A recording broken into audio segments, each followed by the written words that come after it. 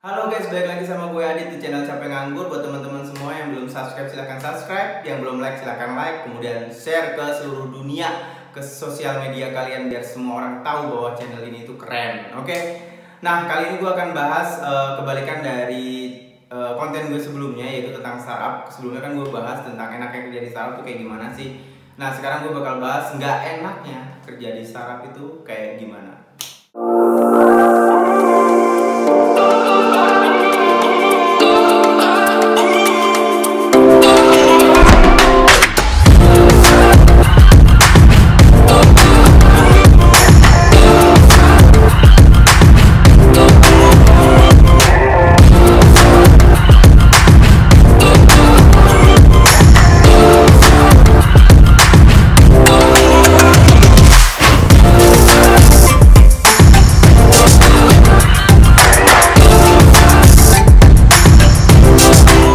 Oke, buat teman-teman semuanya, kerja di startup itu emang enak banget ya, primadona banget saat ini gitu ya. Dan gue udah pernah bahas lah di video sebelumnya. Buat teman-teman yang belum nonton, silahkan nonton, linknya gue terapkan di atas. Oke, kalau di startup itu sebenarnya ada yang nggak enaknya juga ya. Banyak yang nggak expose masalah nggak enaknya gitu. Nah, kebanyakan cuma ngomongin enaknya, tapi banyak gak enaknya juga gitu ya. Nah, buat teman-teman yang mau kerja di startup dan baru tahu kerja di startup dan baru mulai kerja di startup gitu ya, mungkin ini bisa jadi bahan pertimbangan.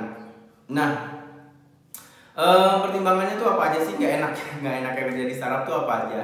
Jadi yang pertama itu ketika lo kerja di startup, lo harus siap bahwa perusahaan ini itu bisa gampang kolaps lah bahasa kasarnya ya, bisa cepet tutup. Karena ini perusahaan masih baru banget, kemudian juga belum sustain, kemudian juga masih banyak perbaikan, masih banyak trial and error, bla bla bla bla bla bla. Jadi masih banyak pembelajaran yang dijalani sama ini perusahaan, karena ini perusahaan memang masih baru banget. Dan juga ini perusahaan biasanya ya perusahaan-perusahaan startup itu emang diisi sama anak-anak muda yang emang kerjanya tuh dardor gitu ya. Jadi punya ide hajar.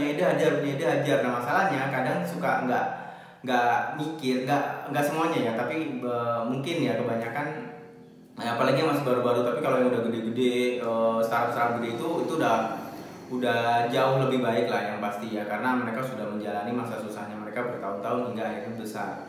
Tapi banyak perusahaan-perusahaan startup yang benar-benar baru dirilis, cuman dia baru setahun 2 tahun kayak gitu, itu mereka tuh terlalu membakar uang ya. Mungkin teman-teman tahu ya istilah bakar uang di dunia startup kayak gitu. Nah, itu bikin perusahaan itu goyang terus lah, kapalnya oleng terus kapten gitu ya. Jadi yang pertama buat teman-teman, kalau lo mau kerja di startup lo harus pertimbangin juga, lo harus siap juga bahwa perusahaan startup ini goyangnya gampang gitu ya. Kasarnya nih kalau mau collab juga gampang gitu ya. Jadi lo harus pertimbangin itu. Cari juga startup yang emang venture-nya tuh bagus, venture capitalnya tuh bagus gitu ya. Karena banyak ya di Indonesia itu perusahaan-perusahaan startup yang dia punya venture capital yang bagus, itu investor lah ya, investor yang bagus. Itu mungkin bisa jadi pertimbangan, karena si investor ini tuh nggak mungkin semena-mena memberikan investasinya mereka ke perusahaan startup ini gitu. Tapi ada juga yang ya investornya nggak jelas, ada investor yang perorangan, ada yang investor yang emang belum besar gitu ya. Venture capitalnya juga masih belum terlalu terkenal, itu mungkin kalian juga harus waspada atas hal itu. Oke. Terus yang kedua, itu kerjaan kalian banyak banget ya. Jadi di startup itu lu dipaksa untuk multitasking. Itu benar-benar multitasking ya, lu bukan cuma ngerjain 1-2 pekerjaan, tapi lu bisa ngerjain 5 pekerjaan gitu ya. Jadi lu bisa ngerjain kerjaan A, B, C, D, E gitu ya. Kerjaan departemen A, departemen B, departemen C, departemen D, departemen E gitu ya. Jadi kerjaan lu banyak banget gitu ya. Kerjaannya emang benar-benar banyak banget gitu. Lu harus persiapin bahwa ya, apalagi teman-teman fresh graduate ya, anak-anak milenial, lu kalau mau berharap kerja di startup, kerjaan lu itu dikit ya, lu salah tempat gitu ya. Emang sih tempatnya startup kerja itu enak ya, kebanyakan lah enak, tapi kerjaan lu juga banyak banget gitu, dan lu harus mempertimbangkan itu. Lu siap gak sih gitu, tapi ilmunya banyak kalau emang lu join di startup.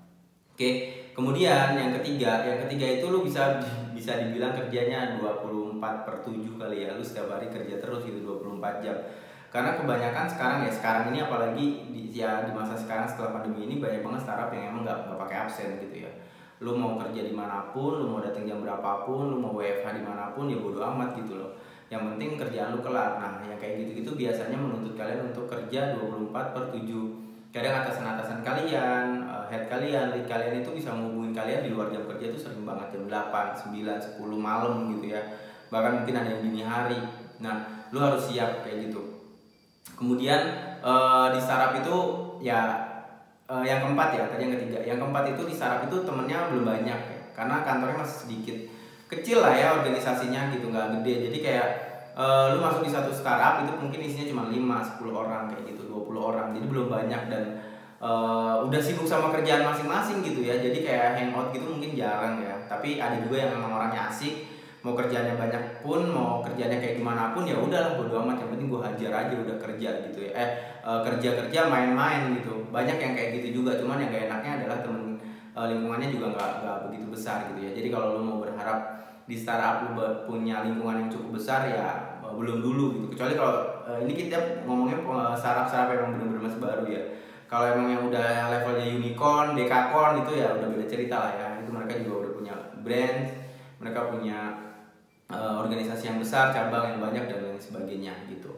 Oke, jadi ada 4 kelemahan yang menurut gue lo harus pertimbangkan kalau emang lo mau kerja di startup gitu ya. Oke, jadi 4 hal itu ya, 4 pertimbangan itu yang emang bener-bener lo harus pertimbangin gitu ya. Jadi kayak lo pertimbangan di perusahaan yang gampang kolaps, terus jam kerjanya juga lu bisa sampai 24/7 gitu, lingkungannya juga kecil, kemudian kerjaan lu tuh banyak gitu loh, lu bener-bener dipaksa untuk multitasking kayak gitu. Bahkan ada juga yang emang kerjanya terlalu cepet, idenya banyak banget gitu ya, idenya banyak banget dan lu bener-bener dipaksa untuk kayak ya ngerjain kerjaan banyak banget, ide-ide baru, pekerjaan-pekerjaan baru, tapi gak ada yang tuntas. Tuh banyak tuh yang kayak gitu-gitu, startup kayak gitu tuh banyak. Oke, jadi buat teman-teman semua itu ya, pembahasan gue kali ini tentang gak enaknya kerja di startup. Jadi ini bener-bener buat lu semua ya pertimbangannya gitu ya. Kalau seandainya emang lu mau kerja di startup tuh kayak gimana gitu. Nah ini salah satu pertimbangan dan lu bisa cari referensi yang lain gitu ya. Jadi buat teman-teman semuanya, thank you udah nonton konten ini di channel Capek Nganggur. Buat teman-teman yang belum subscribe silahkan subscribe. Nyalain loncengnya jadi biar lu tahu kalau gue update video, kemudian lu bisa like, kemudian lu bisa share di seluruh media sosial lu, sampaikan ke semua teman-teman lu, sampaikan ke seluruh dunia ini bahwa channel ini tuh keren gitu ya. Oke, thank you semuanya, salam capek nganggur karena nganggur itu capek.